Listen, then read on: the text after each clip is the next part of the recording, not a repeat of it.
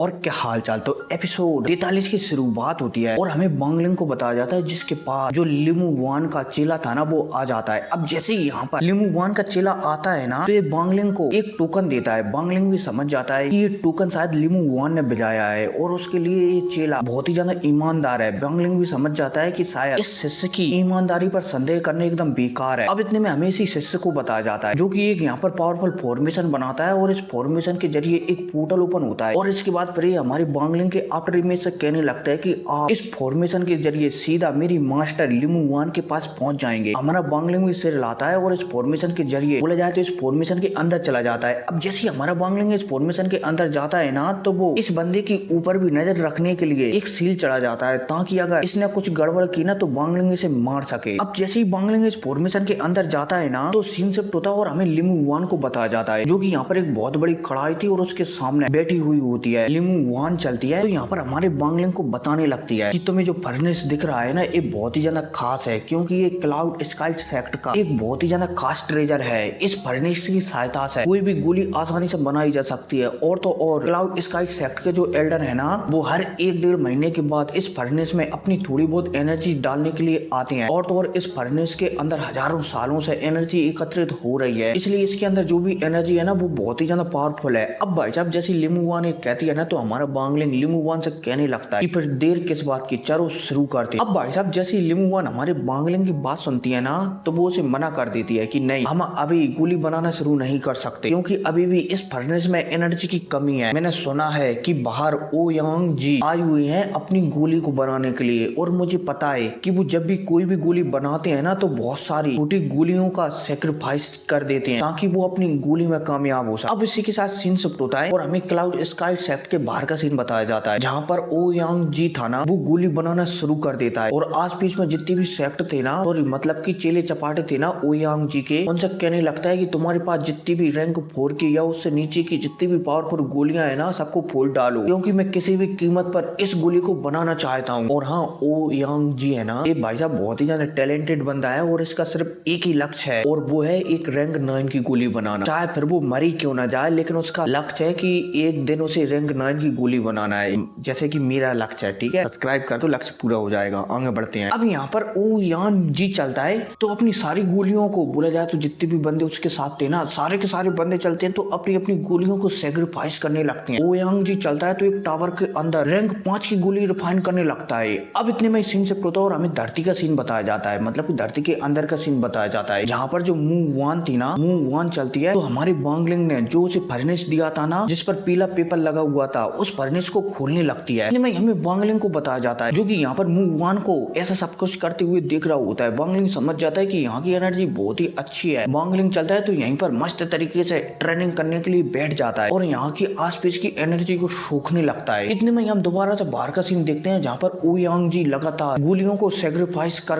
Rank 5 की गोली बनाने की कोशिश कर रहा होता है लेकिन ओ यांग जी को पता लग जाता है कि इतनी एनर्जी काफी नहीं है उसकी गोली पूरी बनाने के लिए, इसलिए ओ यांग जी चलता है तो और भी ज्यादा रैंक 4 की गोलियों को सेक्रीफाइस कर देता है और तेजी से एक रैंक 5 की गोली को रिफाइन करने लगता है। अब इतने में हमें लिमू वान को बताया जाता है जो कि समझ जाती है कि शायद ऐसा ही चलता रहा तो जो फर्नेस को वो खोलना चाहती है ना वो नहीं खोला जा सकता क्योंकि इसके लिए एनर्जी कम पड़ती जा रही है। लिमू वान चलती है तो तुरंत यहाँ से निकलकर बाहर पहुंच जाती है जहाँ पर ओ यांग जी गोली बना रहा था। अब भाई साहब जैसी लिमू वान यहाँ पर आती है ना तो यहाँ पर ओ यांग जी की मदद करने लगती है गोली बनाने में, साथ ही साथ कुछ एनर्जी धरती के अंदर भी भिजाने लगती है ताकि जो फर्नेस वो खोलना चाहती है ना वो खुल सके उस एनर्जी की वजह से। और होता भी वही है, जैसी लिमू वान एनर्जी नीचे धरती में भिजाती है ना तो जो फर्नेस वो इतने दिनों से खोलने का प्रयास कर रही थी ना वो फाइनली खुल जाता है। अब भाई साहब जैसे ये फर्नेस खुलता है ना तो ये गोली भी बाहर निकल आती है। अब भाई साहब जैसे हमारा बांगलिंग इस गोली को देखता है ना तो वो तुरंत इस गोली को खा लेता है। इतने में बांगलिंग चलता है तो कुछ हैंड सील बदलता है और बदलते ही यहाँ पर हमारी ओरिजिनल बांगलिंग की बॉडी भी प्रकट हो जाती है। अब इसके बाद यहाँ पर दोनों बांगलिंग चलते हैं तो ऊपर से जो एनर्जी आ रही थी ना और इस कढ़ाई में जितनी भी एनर्जी थी ना सारी की सारी एनर्जी को कंबाइन कर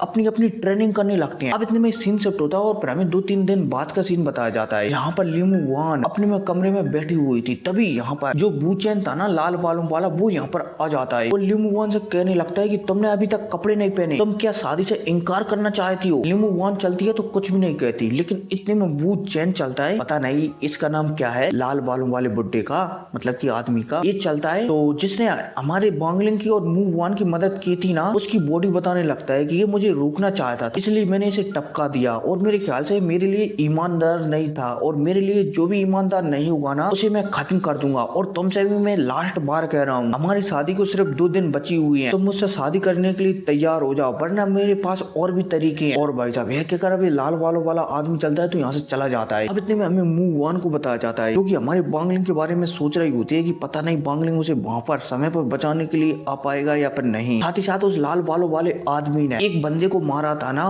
उसके लिए भी मूव वन थोड़ी सी उदास हो रही होती है कि उसकी और बांगलिंग की वजह से बेचारे इस बंदे की जान चली गई। अब इतने में सीन शिफ्ट होता है और हमें बांगलिंग को बताया जाता है, जो कि मस्त तरीके से अपनी ट्रेनिंग को कर रहा होता है। साथ ही साथ जो हमारे बांगलिंग का आफ्टर इमेज थी ना, उसे भी अपने शरीर के अंदर बसाने की कोशिश कर रहा होता है। अब इसी के साथ दोबारा से सीन शिफ्ट होता है और हमें उसी दिन का सीन बताया जाता है जिस दिन लिमू वन की शादी होने वाली थी। इतने में हमें क्लाउड स्काई सेक्ट को भी बताया जाता है, जिसे कि अब पूरी तरह से दुल्हन की तरह सजा दिया गया है और दूर दूर से बहुत बुड्ढे आ रहे हैं क्लाउड स्काई सेक्ट में इस बंदे की शादी में, क्योंकि ये लाल बालों वाला बंदा है ना, उसने बहुत सारे बुड्ढों को अपनी शादी में निमंत्रण भेजाया था, इसलिए बहुत सारे बुड्ढे आ रहे हैं। अब इतने में हमें लिमू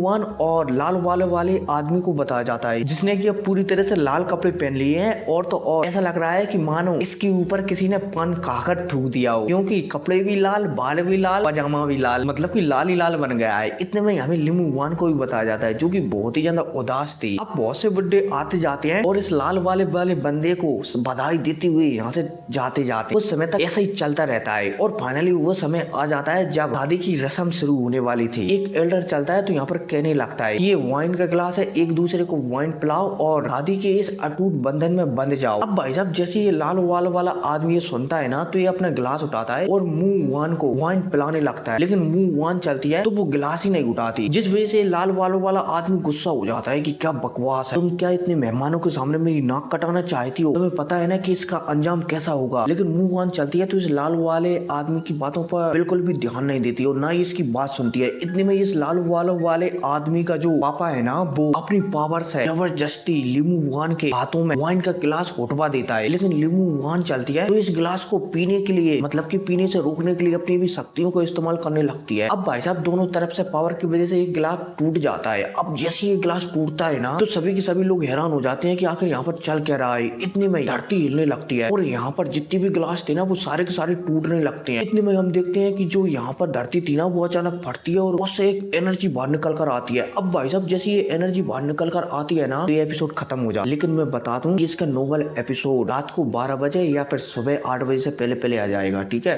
तो मिलते हैं अगली वीडियो में। Take care.